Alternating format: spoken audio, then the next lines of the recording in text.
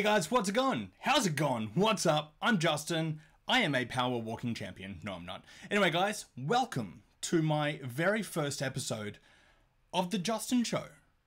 This is... I even told myself never say the word The Justin Show because it's my show. I am Justin J. Wood and I am making videos on YouTube.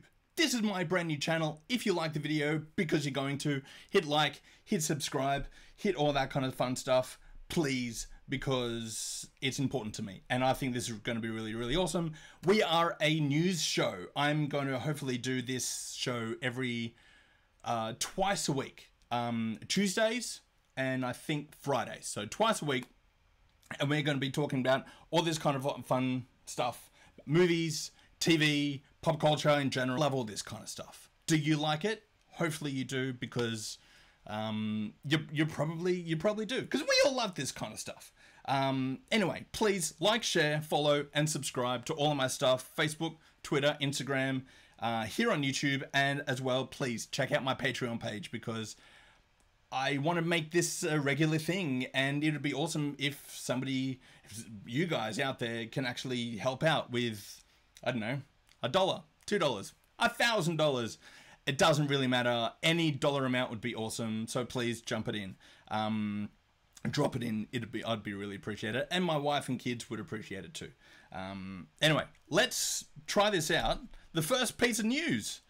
The Bumblebee movie. Hasbro has announced that at the New York Toy Fair just this past weekend, that the new Bumblebee film is actually now officially in a new storytelling universe, which means that we are now getting away from those Michael Bay films. Even though he's still producing these ones, he's not directing them. He doesn't seem to have that much of a creative input anymore, which is awesome, because the Transformers movies that we've had, have been so-so.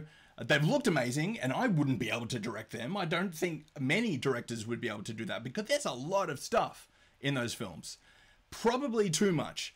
And that's the best thing about this new Bumblebee film, is that what we were able to see was a much more self-contained, bring it back to like the girl in her car story, much more personal, and I thought it was a much better film than all the other films. It was much closer to the first one, which obviously it started small and then they got ridiculously big. But I'm very happy that Bumblebee is pretty much officially a brand new universe that we can see new films going forward that don't have to be connected to that old franchise, which is awesome.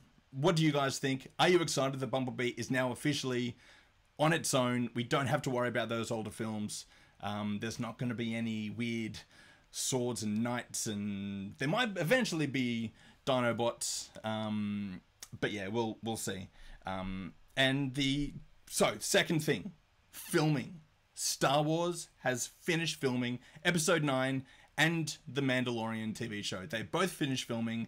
J.J. Abrams went to Twitter, put out this photo, and he said, finished filming. I forgot to write down the quote. I should have done that. Okay, next thing, I'll write down the quote.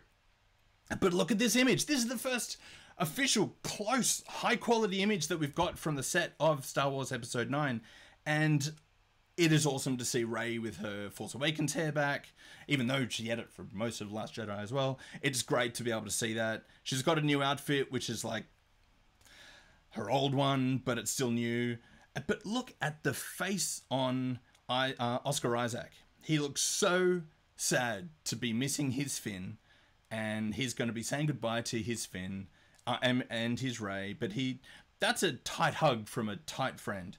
So yeah, and we've also got Finn's brand new hair as well, which is awesome to see because he's a little bit longer, but it is a little bit modern.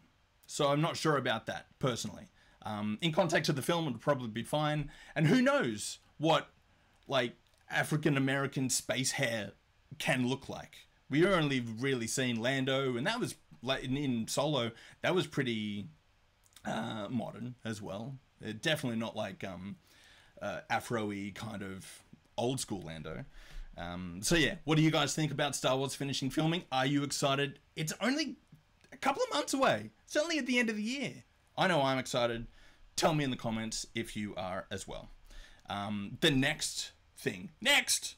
Dwayne Johnson has rapped on Hobson Shaw, and within days, he even had an overlap of 3 days, I think, where he started shooting Jumanji 3, and he finished filming Hobson Shaw. He doesn't even get a break, that guy. He is the hardest worker in Hollywood, bar none.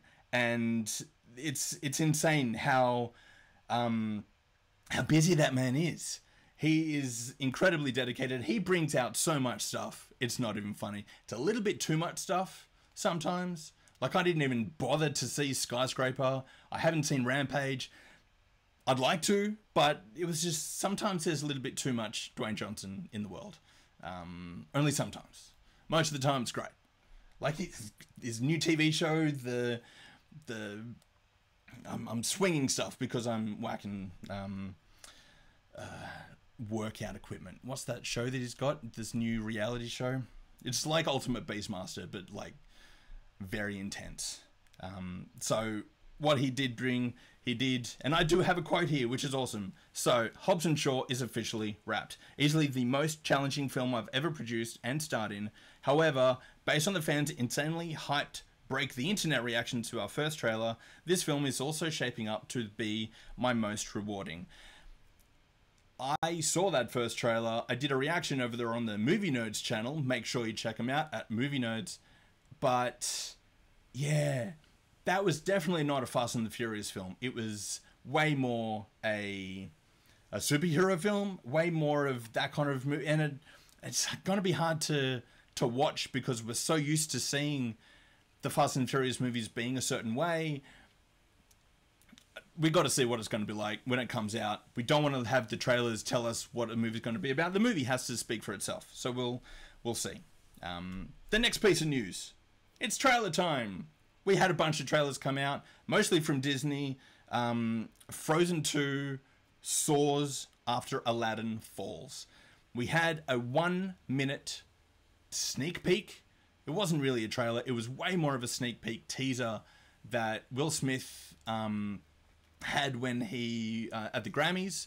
I don't know the details of how it actually came out, but it was at the Grammys, 1 minute long, and we saw a version of the genie that wasn't that great. But what they did a couple of days later, they brought out the Frozen trailer, and that was infinitely better. I'm very excited to see Frozen 2. My kid, I did a reaction on this channel with my eldest daughter Inara, who, no, I didn't. I was going to, but then she went to school and I wasn't able to.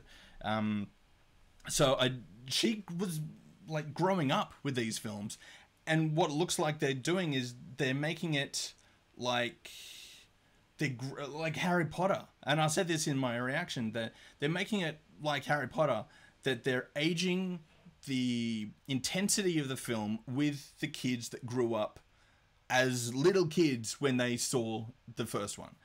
Very likely that's not what they're actually doing, but that it feels like it. Like my daughter Inara was, what was it? She was 4 when the first one came out. She's going to be 10 when Frozen 2 comes out. So that's a big jump. That's 6 years. For a kid, that's enormous. For somebody who was, say, 9 when it first came out, they're nearly mid-teens.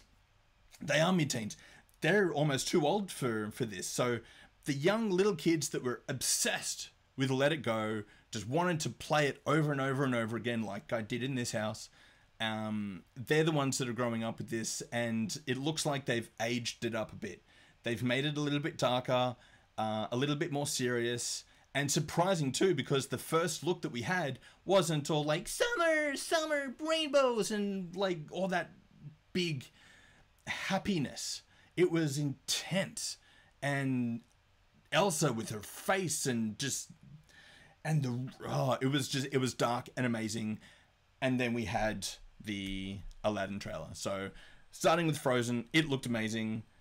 And then we had this. Well, we had this. This is the version of the genie that we saw in the trailer.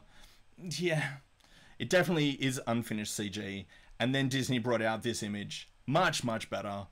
I much appreciate this version because it looks like it's Will Smith.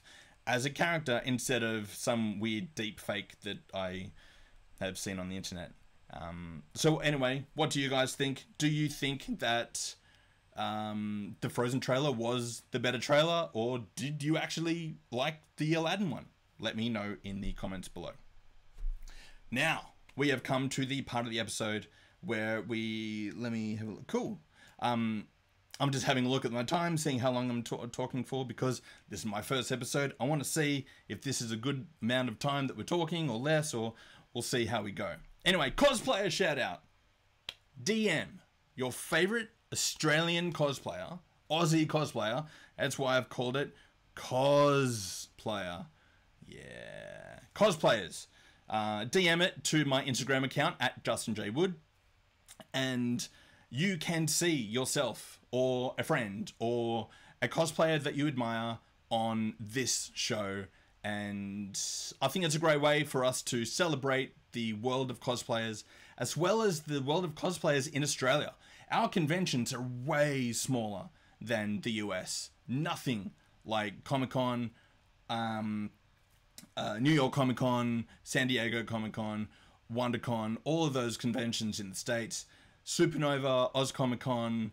There are some local ones around the place, but nothing compared to the States. So our Australian cosplayers deserve to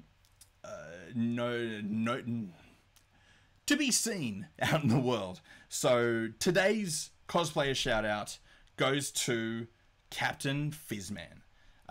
He's a friend of mine that I met a couple of weeks back at the Aquaman premiere, and I came across his channel and his stuff, and I thought his Captain America looks pretty damn awesome. And anyway, go and follow him at Captain Fizzman, back on that screen, at Captain Fizzman. He's on YouTube as well. He does reviews and talks about stuff. It's pretty awesome dude. So, without further ado, we have Mailbag. Mailbag's our last thing that we've got today. If you have a question, a topic, or a recipe, send it through to mailbag@justinjwood.com. That's the email address that you can send it through. Just have the subject mailbag. Honestly, it's the only thing that people will be using this email address for. So let me know what it's going to be. Any questions? But yeah, apparently we already have a question. Let me have a look. So it says, "Hi Justin, big fan." Oh, thanks, man. I was wondering if you were going to be doing a mailbag segment on your show. Yes, I am. I want to send in a question and have you answer it, but I'm not sure how. Cheers, not Justin. Well, thank you, not me, because that definitely wasn't me who made up that question. But yes, this is how you can do it. Mailbag@justinjwood.com. Send me in a question. Could be a topic. It could be one of these topics. You can control it. I don't care. I think it'd be awesome to be able to do. Anyway, I think that is my first show. I think that's a nice little duration. Are you guys happy with it? What did you think? Let me know. Don't forget, please follow me on Facebook, Twitter, Instagram, here on YouTube, and please, again, don't forget to check out my Patreon page. All of the locations are at Justin J Wood. All you need to do is search that. I'm pretty much everywhere at Justin J Wood.